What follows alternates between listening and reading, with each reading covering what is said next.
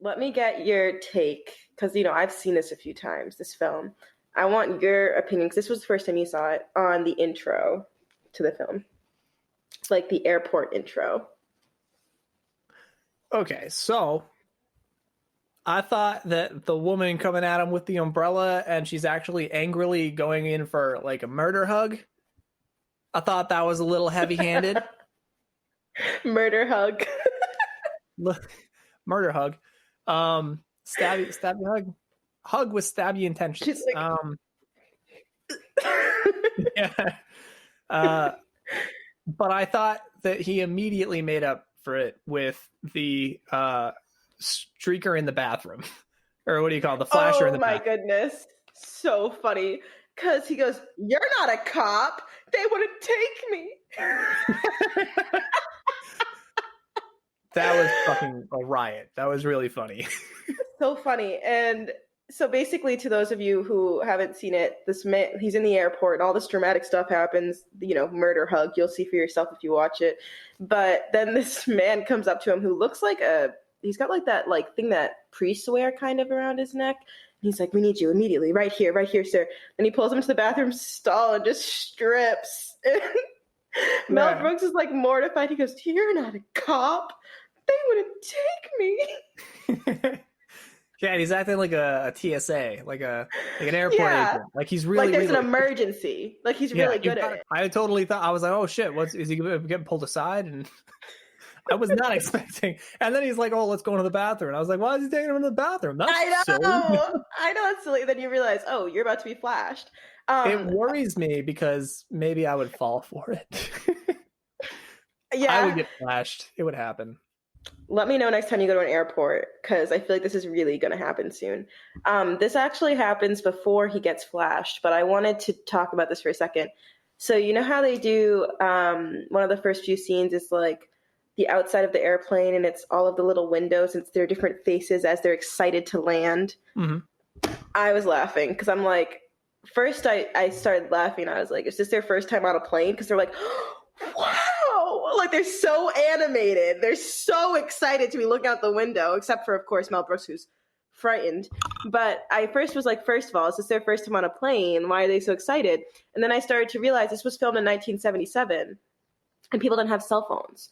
So if you like, planes were probably way more exciting because it wasn't being documented and you weren't constantly seeing it. And then also, if you look at how they're all dressed throughout the entire airport and the plane and everything, this is way back when people actually used to dress nicely for the airport.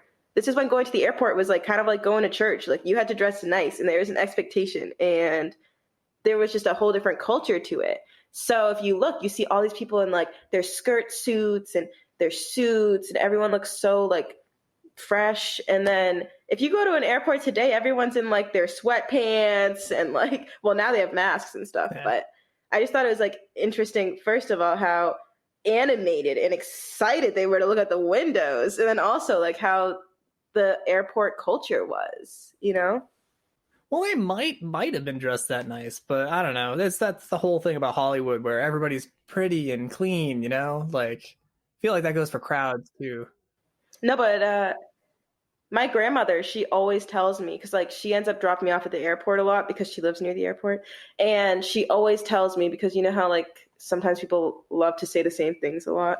She's always like, you know, when I went to the airport, it was a big deal. We wore our nicest clothes. And I mean, she grew up poor, so, you know, it's a bigger deal to her than it would be probably to someone who wasn't poor. But she was like, this was like, the airport was a huge deal. You only went every few years if you're lucky. And like, she was just explaining how it was like a very like clean cut event. And I never really believed her until I saw it like yesterday. Because I was like, oh, okay, Nana, I see what you're talking about. This fits your description. Well, her description fits my current description. I can't remember the last time I saw a fucking airport. All I do is work. But I don't dress nice when I go to it. I guess she's got me there. Yeah, I dress pretty bummy. But it's just part of like the culture now. Everyone just wants to be comfy, and it's like you plan to sleep. Everyone plans to have their own device and to kind of isolate unless you come in a group. Whereas then no one had their own stuff. You had to book if you planned for it. Otherwise, I think people really communicated and like socialized on an airplane back in the day before social media and everything like that.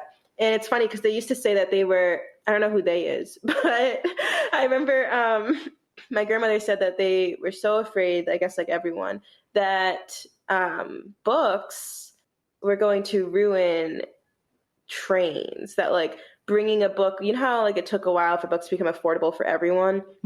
So like once it got like less elitist with reading, that like books, bringing them onto trains was kind of like a worry, that people were afraid that they were going to detach from the world around them and just not be socially there and stuff.